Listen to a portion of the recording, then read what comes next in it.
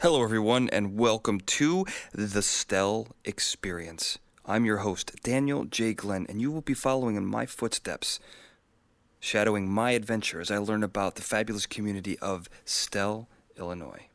Well, today we talk to Bill Land, who, while a latecomer to the community, I think more than any other, he truly encapsulates the original purpose, the true essence of this town, which is community, cooperation, coming together and working towards a common goal. You know, Bill was kind of brought on to maximize the common areas and streamline the co-op process. You know, co-op, for example, the chicken co-op, we talked about it before.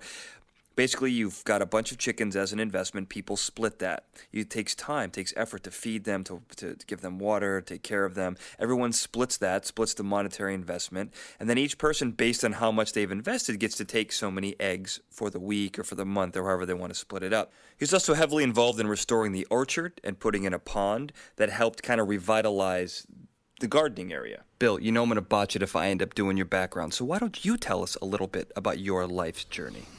Okay, really my life journey was as a geography professor, and I taught full-time at Butler University. I also taught a year at Illinois State. I taught from Indiana, the correspondence classes, and for the different branches of Indiana University and Purdue University called IUPUI, about 10 different geography classes. But my doctorate minor, I didn't quite finish the doctorate, along with a lot of other people in that same class. Came real close. How come you didn't finish? Well, I wanted to take Swahili, and my committee didn't want me to take Swahili. That was part of it. That was the excuse, right? And then my committee, a lot of my doctorate committee went to a different campus. They actually resided in Indiana, and 2 or 3 went to the University of Kentucky. I don't know if they got stolen away or whatever, but it kind of disrupted my program. But probably the Swahili was, you know, and I had to have 2 foreign languages, so I had to be literate. And that really kind of slowed me down big time. Like, I didn't want to do that. So that was, the whole idea in terms of the doctorate, that enables you to teach college, but I had a lot of experience. And the market for professors goes up and down, you know, and now it's a little harder to get a good professorship. You can get maybe adjunct faculty, but to get on as a professor, you know, not just a lecturer or instructor, you pretty much need the doctorate. And my doctorate minor was in sociology, and I got fascinated by communities and co-ops, communes, utopias, everything dealing with cooperative living. I feel the spirit of cooperation is really the answer, not the spirit of competition. So as people work together, as they share together, there's a synergy that is created where so much more can happen, and people can delight in their life so much more than if they're competitive with each other. So not only was I interested in the sociology of communities, but I was really, really interested in the fact of the philosophy of cooperation. Now, some of my teachers, I've asked them this question, you know, why not just focus on cooperation instead of competition? Isn't that simple? And they would say, well, everybody's got their own path. And you learn so much by competing. You learn so much by cooperating. Who cares, you know, what people do? It's very Taoist, you know, that kind of concept. Just, you know, let things be. Don't force it. Don't push the river. But I think in cooperation, pushing the river is important. Because if people can share, for example, my kids grew up with parentage that insisted on cooperating. We always had group presence, We had a lot of food that was shared. We shared in dishes, we shared in chores. We built that into the kids' environment. And I see that still today, decades later. Even in my grandkids, there's much more sharing and much more cooperating and less fisticuffs and battling and being, kids. They say these kids are roughhousing. Well, my kids never roughhoused, and they didn't need the discipline because they were always working together and kind of as equal. They were participants, in their own decision making because they were cooperative. So I fell into this, and I was very interested in cooperatives of all kinds. Therefore, when Communities magazine was being published and promoted out of Stelle in the early 80s, I was on it. and I came up here the first time to visit with the people publishing that magazine. Not too long after that, I was on the board of the Fellowship for Intentional Communities, and they publish a big catalog with a lot of description on living in community and how to consensus decision making and things like that, and building a community spirit, dealing with work in a community or visitors in a community, everything like that. They deal with that in terms of a text. But they also give a little bit of a description of about 2,000 communities around the country. Now, I'm interested in utopias too, so I've done a lot of reading. I've got quite a collection of books in terms of historical utopias over the last couple hundred years. So the quest for community is often the quest for a better world, a more perfect world. Basically a quest for not the status quo, but being innovative and creative so the human spirit can get up to a new level. And often these communities do better if they're somewhat isolated. You see Stelle is a little bit, not a little bit, very isolated. We have dozens of miles of cornfields in every direction, and it's kind of hard to find. I can't tell you how many communities I've been to, probably 25 communities, and probably 90% are hard to find.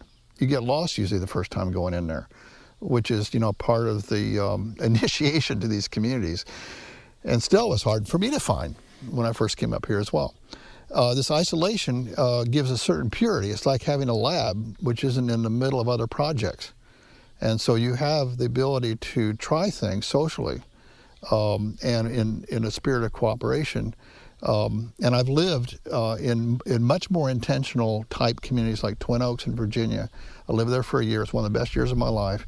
And it was much more structured than Stelle is at this time.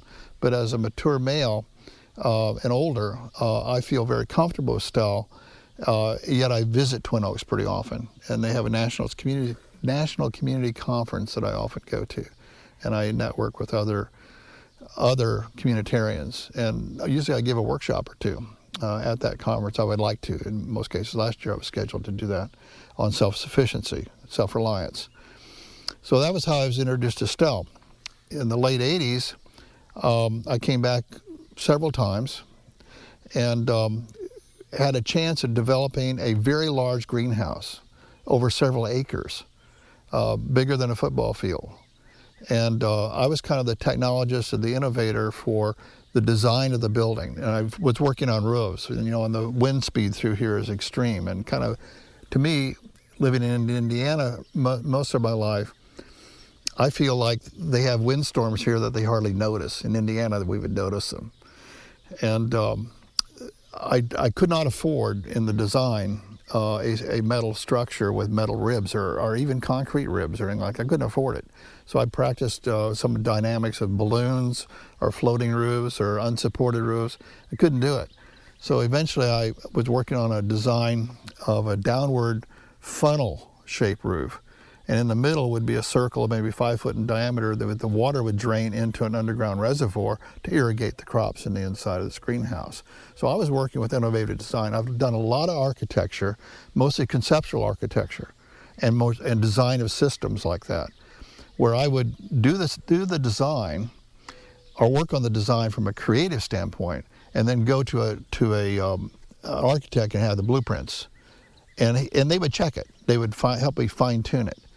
So that was fascinating. I've worked with the Tibetan Cultural Center in Bloomington, Indiana, and helped to do the same thing. It's kind of like energy work, with the design of the buildings. And there are things in the building that were created that were my original concepts, which is kind of cool. They didn't follow everything I did, but it was nice to be kind of on a team of innovative design. So I came up here to do that.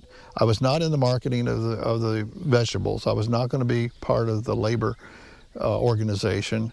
I was not part of the budgeting. I was just part of the design of the site. Being a geographer, this is like microgeography. How does the site lie, and how can you create this big a building, with good wind dynamics like that funnel-shaped roof. So that's what brought me to Stelle. Now, the project was about a $7 million project. We never did get funded properly.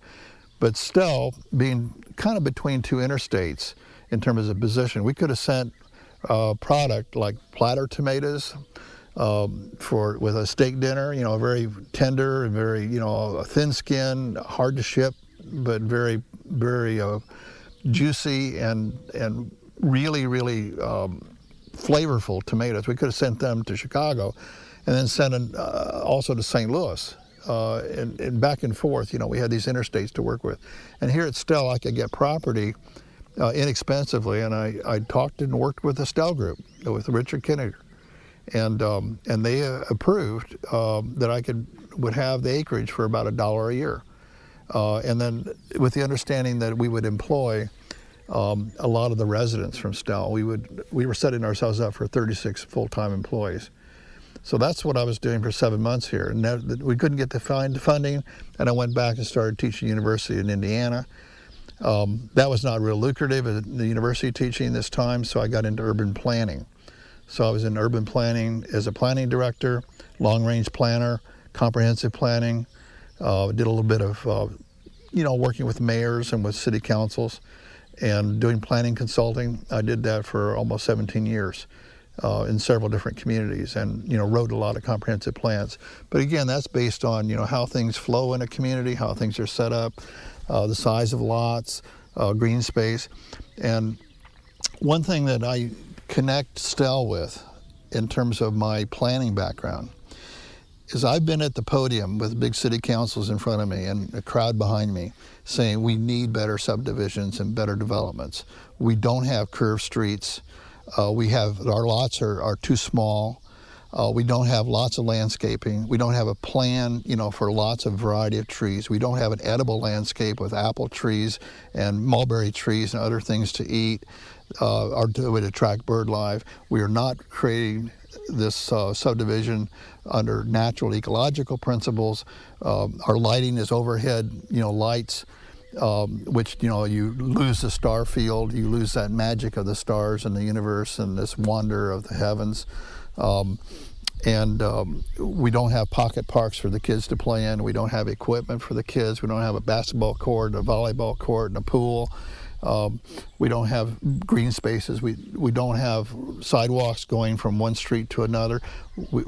These are subdivisions which are just full of fences and full of houses that are too similar and too much the same size. And there's a lack of innovation. There's a lack of humanity. There's a definite lack of humanity and human scale in many of these subdivisions. The vinyl burbs, as they call them, the vinyl burbs of great big, huge houses, in cornfields, in the urban sprawl around our big cities, I think are just very poorly placed, and they look way out of place in terms of human scale, and sometimes they're called McMansions. And this community here shows me a scale of buildings which is not only more affordable, but more ecologically sound, more fitted to the size of families, easier to heat, easier to cool, easier to work with our precious fuels. And the way they're oriented here builds community instead of separates people. I was in a drive this afternoon and went through several small towns. And I would feel much more isolated in those small towns, even though they have convenience stores and bars and post offices, than I would here. Because here we might look isolated, or we are isolated geographically, but we are very, very much a community that is we know most of the people here. We interact. There's lots of things to do with each other. I borrowed something in the middle of the night last night, and I got two, not just one, as I went to borrow. And there's a heating pad need right in the middle of the night, and I got two instead of one. It's typical community, and I didn't hesitate to call people. People are ready to help each other. I've seen it time and time and time again. I would never feel isolated, because if I was, 50 or 60 miles from here, I'd know I'd always get help. There's just a sense of working together, helping each person to improve their potential, and it's like, again, it's cooperative. It's much more cooperative than the little towns I drove through today. People don't know their neighbors. It's a field of strangers. And I think we need to move back to where we have more extended families. There's several families here where there's a couple of generations here at Stelle. That's significantly important. And we see these people together all the time at meals, other places. The age cohorts here in this community are really excellent. We got I don't know how many children exactly we have, but a couple dozen. And it's wonderful that they can interact with people that are retired. And I think we make a huge mistake of separating ourselves into so-called retirement communities. This is a really ridiculous idea, because we don't get the flavor of the youth, we don't get the feelings, and they can't see the maturity of people. They can't understand an adult conversation. They should be brought in on a lot of family meals. The children should be brought in on sort of discussions. They should be able to be within earshot of this, and they should enjoy what the adults enjoy. And likewise, the adults should pay attention to what the kids are doing. We had a campfire here last year, and some drumming around the campfire, rhythmic drumming, just for a little while. This is not that common here, but it was a nice evening, and we had a picnic. And the kids all arrived around this beautiful campfire. It was a gorgeous campfire, beautiful night. And the kids all had their little iPods and their little cell phones, and you could see all these little lights, little glowing lights in different places, different directions. But the parents were having so much fun with their drumming and the beautiful campfire that slowly these little lights turned off and the kids turned on. That is, they turned on to what the mature adults were doing, because it was a lot more fun and more engaging, more participatory. I feel that communities like this are much more participatory, less just observer, less just working, like a hamster on a hamster wheel. You come back and then watch television programs for several hours, or be on the internet for several hours. You're totally disconnected. This is a community of connections. It's not a community of disconnections. And I think its strength is to improve that even more. We still got a ways to go to create even more connections. But that's what communities are all about. And that's where you get your cooperation. The reason you have competition is that the people are not connected in the first place. And sometimes service clubs, in the cities will help to connect people. We call it networking, let's say. 99% of our prisoners in our prisons in this country, and that's ridiculous, we have that many, one of the greatest prison populations per capita in the world, 99% have never been in a service club, have never been connected to a volunteer organization, or are not connected to a community, not cooperative. Just see how many people are behind bars that have ever lived a very cooperative life. Almost none of them. So I'm thinking some of the answers to us being more peaceful with each other would definitely be something like we see here at Stelle. Now, I never have locked my doors here since I've been here. I've never had to lock my car door. I don't even think I've got a key to my house. And if somebody walks in, that's perfectly fine with me. I don't have a problem. It's just like the fact we don't have fences here. You saw probably the mailroom here. We have open mailboxes. And basically people stand up pretty strongly and say, these mailboxes are just an indication of the openness that we would like to have with people. When you get really open and you get trusting, then you can build cooperation, and then you can build community. So it's very philosophical, but since I've lived the communitarian way, sometimes very intensively, I've seen it work. I guess I'm very lucky to see it work. But I see people really caring about each other, people not being sexist, people not being into violence, people open to all the races, all the different lifestyles. And it's competition that creates the issues and the friction. Cooperation reduces the friction between people. It was said earlier that 80% of the people do 20% of the work, and 20% of the people do 80% of the work. This is what happens in a cooperation. Something similar was said about this community. How would you address that? In competition, when everyone's competing with each other, everyone's trying as hard as they can to be the best at what they do, better than anybody else. This has results. Everyone's pulling their own weight. What do you think about that? That's a good point. I think it's accurate. that we have a lot of people that show up a lot, and they tend to do the work. It's true in cities, true in service clubs, true in volunteer organizations, true in not-for-profits all over the country. You need to engage people, and there's several methods you can do. One is you can structure it, and you can have an expectation that they would put in a certain number of hours a week or something like that. When I lived at Twin Oaks in Virginia, we had a labor system of 45 hours a week, and we signed up, and it was all computerized, so everybody knew where each person would be. And as you became empowered in that community, you figured out how to work the labor system so you would have more jobs that you enjoy and fewer jobs that you didn't enjoy. So, to come in there raw, it was a little bit tough to get started. But when I was there, I gave the Saturday tours. I did the correspondence for the community.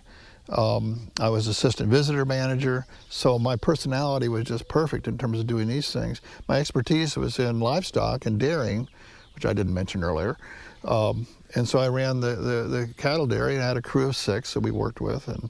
And those people, my crew lasted, and we lost no one off the crew and added no one in a whole year. That's really pretty rare. They had no turnover because we did everything on basis of consensus. So there was took extra time to get consensus, but it, really worked. So good structure is what Twin Oaks did to get everybody to participate. The other way to get people to participate is have people who are ready to model active work. The 20% need to share their techniques, their methods. They need to take apprentices. They need to or they should be demonstrating what can be done. I think results get more interest. We could go from 20% to 40%, for example, just by having, shared results of what we're doing. Now, we just published the 2nd edition of the Stelle News, and it's filled with new activities here. And to me, it's a little bit like the 100th monkey concept, that you get so many monkeys interested in something and all of a sudden things shift real fast, and it takes forever to get to the point where everything shifts real fast. And so this 20%, 80%, it works that way. You get to a certain level and people get really engaged. And so to engage people, you need results, you need leadership, you need people that actively, have newsletters, and they communicate, they network with the people who are not doing all the work. So it becomes something that people want to belong to. Now, if people choose that they want to have their own free time, their own privacy, they're a hermit, or they don't want to participate, they should have that choice, and that should be open to them. But the fact they've chosen, they'll see everybody else having so much fun that they'll want to go to the other thing. There's a famous Woody Allen movie, the first part of the movie. He's on a train of people who are glum and sour-faced, and he looks over and sees another train and everybody's happy. So the idea is to have happiness with the people who are active. And I think the people would want to change trains, sort of like in the Woody Allen movie. Well, the point you bring up that the 80% should share their knowledge, that's assuming... If the 20% would share their knowledge. I'm sorry, if the 20% shared their knowledge. That's assuming that they're just unknowledgeable. What if they're just lazy? Well, not just sharing their knowledge, but sharing their enthusiasm, their energy, their vibrational field, their exuberance. That's what they need to share. They need to share their spirit. Knowledge and content, I've taught university for a long time. Knowledge and content is not nearly as important as the spirit behind things. I tried to teach the love of learning. That was the main thing I was teaching. And if we were teaching some content, it was the lesson for the next lesson. It was the preparation for the next lesson. We never were finished with content. So it's not about, raw knowledge or scientific knowledge or the way you should do things. It's the enthusiasm you put behind it. That's what attracts people. It's not the numbers, it's not the words, it's not the technology. It's not even the technology, not even the wind power or the solar power. That's not what thrills people. It's the spirit and enthusiasm about sharing this. It's kind of the why behind things. It's not the material aspect. It's the human spirit aspect behind innovations and technology. So when you have somebody that's very enthusiastic, they're the perfect salesperson because they share their own passion, and somebody else wants to. That you buy into passion when you're trying to influence somebody. You're not just buying a material item because material items are dime a dozen, or they can find something better on the internet. You know, so it's not exciting. You need to make work exciting. It is through results and through people who are passionate, that can communicate well. So the 20% really need to sit down and figure out how to communicate better, like through newsletters, our videos, our activities, our parties, our fun. Things need to be fun. We have several co-ops here, which is very interesting in terms of Stelle. And you think about community. I've been very engaged and very involved in community for most of my life. And what I see here is Stelle is now evolving into much more communitarian areas than it was even 2 years ago when I first came here. And I've been instrumental myself in trying to help create some of these cooperatives. So we've already had a tool cooperative where we share tools, so we don't all have to have a mower, we don't all have to have a weed trimmer, we don't have to have a certain kind of hammer or maul. We had the tool co-op, and we had a beginning of a chicken co-op, and now we improved that building. I was behind that, the architecture of it and the innovation there. So now we got a product, we're producing, you know, 1.5 to 2 dozen eggs a day for about 11 customers, and it's kind of a pay-as-you-go. It's all organic, and this is a poultry cooperative. We have an orchard cooperative where people get involved in the orchard. They can adopt a tree, or they can be there for the harvest. They can get involved in the orchard. Okay, fine. But we've gone beyond that. We've gone to a grain cooperative where if we ever had an issue of climate change and oil depletion, and we started a slow, gentle, or even a fast slide downward, we would eventually end up like villages throughout the world. And as I've toured other countries, I've always seen small villages in other parts of the world have granaries. I mean, historically, you go to the historical villages that have been rebuilt, at different parks, and they have a granary. They have a grain mill. So we're starting one here. And this is a grain co-op where we will store several thousand pounds of grains, which are really hard to produce and very fuel-oriented and big machinery-oriented to do it well. And from the grains, we'll continue to open the different barrels of grain. And these barrels that have been fixed in nitrogen and sealed oxygen-free, that maybe last 10, 12 years or so, we begin to rotate the stock and give people 50% off on the wholesale price of grain, so they get a great deal. But this is essentially stockpiled. And people donate some front money in order to buy our original stock. It gives us a lot of security, but it also creates the opportunity to do a bakery. It creates an opportunity to have more whole grains brought into our diets through education, through workshops. Plus, we can do a sprouting business.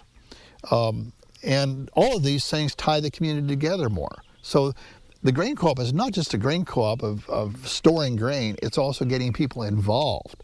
So getting people involved is bringing some of your 20% you were talking about earlier and adding to that number. Adding from the 80% that's not doing everything, adding to those numbers, and getting more people engaged. So that co-op is something I actually have been behind and started. I started it, and I'm now organized. I kind of own that co-op in terms of moving forward with it. We have a work co-op here, which is fascinating. It's kind of like the old Amish barn raising. And it's interesting that the work co-op would maybe have 8 or 9 different individuals, and they would guarantee that if they meet every 2 weeks, that they'd all show up and help paint the house for that whole 3 hours or 4 hours, and the person would serve a meal that was hosted, or they'd clean up the yard, or do their garden over, or clean their garage, and you have 9 people working. Now, this is essentially a work party, having a good time. And it's a very social occasion. It's a way of cooperating and working with each other. And then if you do this, then you know that your house could be worked on by 8 or 9 people too someday. You just have to, get the project, get the paint, get everything together, get all the tools and equipment, and come up with an innovative idea on how to improve your property. And everybody gains. This is a win-win situation. Very participatory, and very much cooperative and very communitarian. And it's a strength of how Stelle is moving. I think that Stelle's future is to move slowly to become more and more engaging people, more and more engaging almost all the residents here in different kinds of the co-ops, as we might call them. So these co-ops, when you might have heard that we have a Monday evening dinner co-op where, I don't know, it's maybe 20 people are involved in that, so every 20th time you cook. And I love to cook for that. I really do, because I know that the next 19 times I don't have to cook. I have dinner prepared for me on Monday night. I don't have to think about it. And that's a social occasion, and that's a cooperative occasion, and that's community. Sometimes when I've lived in intentional communities, and I've visited many, actually I helped to start one, which we could talk about sometime. It's called Chrysalis, and it was one of the Federation of Egalitarian Communities. My wife and I were thinking about joining another community, but we had a number of children. We had 4 children, and that was kind of a problem with too many dependents. So we decided to start our own. So that's interesting sociology of going from a family, it was a nuclear family, pretty tight marriage and great kids, to a group that, we had, 4 kids, my wife, myself, and we added about 6 more people to the family. So we became a commune for a while. And we had lots of people coming through since we were networked with the Federation of Egalitarian Communities. So I cooked a lot, so we would feed 15 to 20 on weekends often. It was really cool. And we lasted for about 4 or 5 years, and outside issues kind of destroyed it. But the point is this, that people can create these cooperatives, and I see Stelle, starting to move a little bit that direction, which to me is a very supportive type of thing.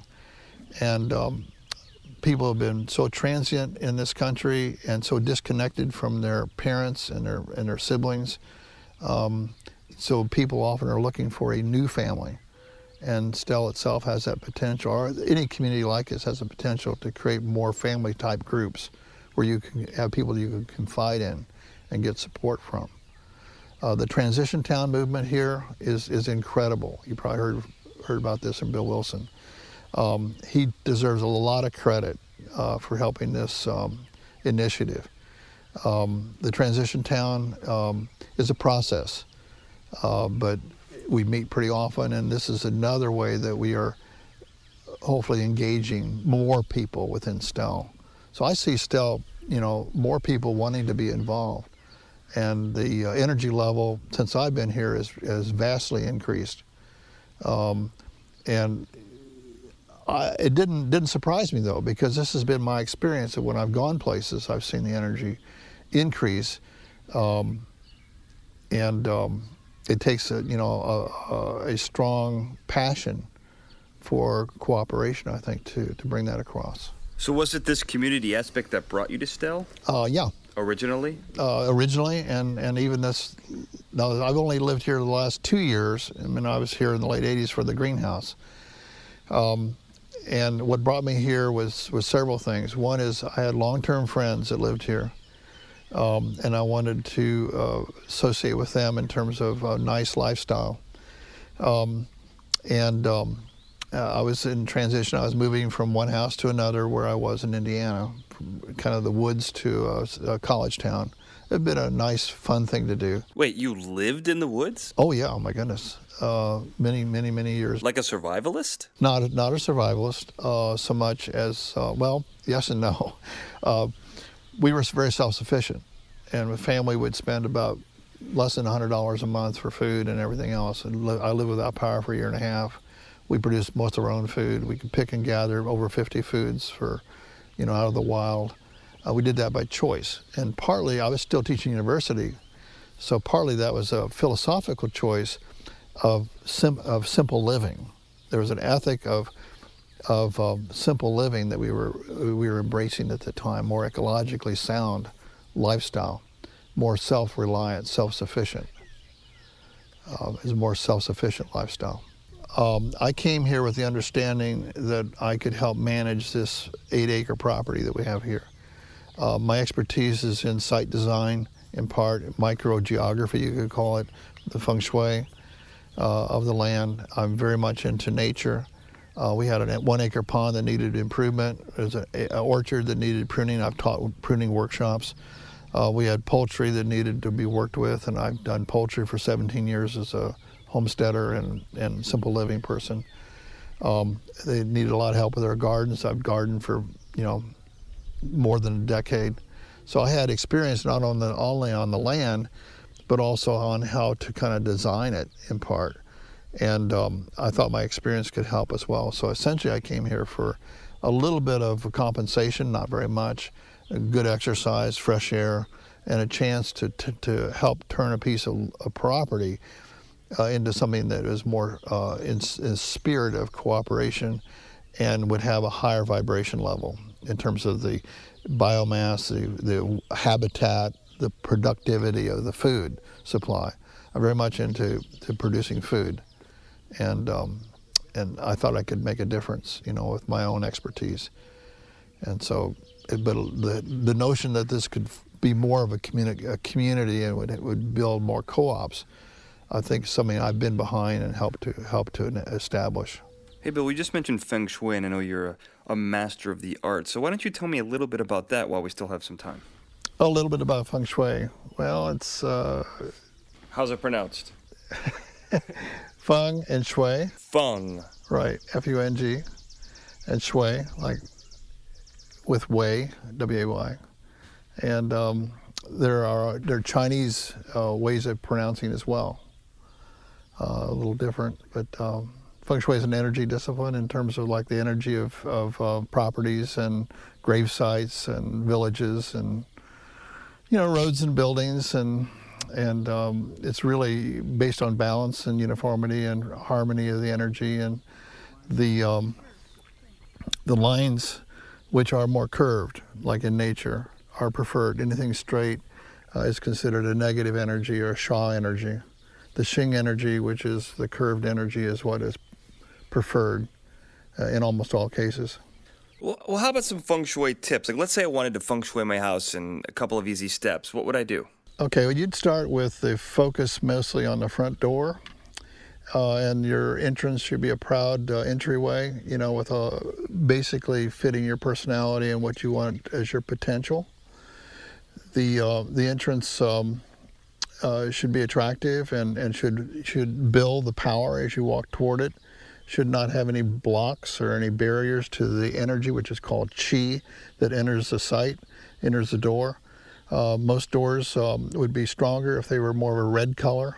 Kind of an interesting story. In Cincinnati, I was feng shuiing some houses, and I suggested not only a red door to this particular house. The house was very sad-looking energy. We got a black door and an old white house with no shutters, and we put new shutters on and painted the shutters gold and put a door on it, and within 6 months, almost all the neighborhood had red doors. It was just amazing. There was like 9 red doors on the same street. So they picked up that same energy. So that's very positive. Another thing is the bedroom. The master bedroom should be feng shuied in terms of the personal powers closest to you. You spend a lot of time there. Everything around the stove, which is the hearth and what feeds you. So you'd really do the feng shui of those 3 areas and put emphasis on that first. Well, now what would you do in your master bedroom, for example? In the master bedroom, you want the bed so it doesn't block the door. It commands the room, so it's usually far back in the room. A good bed position would be where it actually touches 2 walls, which is a diagonal position, so it comes out with a kind of a triangle behind the bed, which you'd fill with like a nice light to illuminate so you can read at night. And you ought to do this when you get home. Change your bed around, put it in a corner. It seems unique, and maybe put some string of lights behind it, and some power things, some power pictures, and And you would not have this crevice of the room, the corner of the room behind you, because it would be filled with like a nice plant or two and all the illumination, that you could read by. That would be a power position. Mirrors in the room should be to the side, not confronting the bed and not behind the bed. Artwork should be proportional and should be reflect the room. It would be romantic, for example, or relaxing, the artwork. It shouldn't be people's pictures, because sometimes they're hard to identify, or that you may have negative relationship with some of those people's pictures. I had a good example of that. A woman had a lot of problems with her love life, but her whole walls, all of her walls were just covered with pictures of relatives. And she suggested that maybe these relatives would not approve, of what her standing was in terms of different boyfriends that she had, maybe too many. So she really eliminated all those pictures and put them in a different part of the house. But otherwise, they were kind of watching over her and keeping track. And that was should have been pretty embarrassing, So you've turned this into a major business, right? I mean, are you online? Can people find you? Well, since 1993, when a lot of us were trained by Sean Zenja, who was a disciple of His Majesty, His Holiness Lin Yong, who came from China to San Francisco and started a temple there. A lot of Buddhism involved in that temple. And Sean came out to the Midwest and trained 6 of us, about 2 or 3 from Chicago, the rest from the Bloomington, Indiana area. And 3 in the Bloomington area have taken to business, and we've created books, we've created articles. We all have a student cadre of students, usually about 100 students that have gone through our program. It's about a 300-hour program, includes a lot of practice houses. And then these consultants have gone out and they teach their own workshops. Most of the people advertising in the Midwest have come through those original people. So it diffused into the Midwest from just that one, 11-day workshop. And then we repeated it again. And then all of us have taken advanced work. In fact, we have experts come out from California to teach our students. So we have essentially advanced classes, and we share back and forth. The people in the original class share their advanced students with each other in terms of bringing them all together for new authors to hear. So there's a lot of cooperation. And we are out of time. Bill, I want to thank you for being here on the Stelle Experience. I really was looking forward to talking to you, because I think fundamentally, when it comes down to the ideals of the community, you really represent the idea of community, cooperation, the whole idea that everyone's in it together, everyone works together, and through that, the sum of the parts are greater than the whole. That old mantra, where each person working together can do more than one person doing one individual task, the competition versus cooperation argument we had earlier. I think that when it comes down to it, I think the philosophy of cooperation is always going to win out.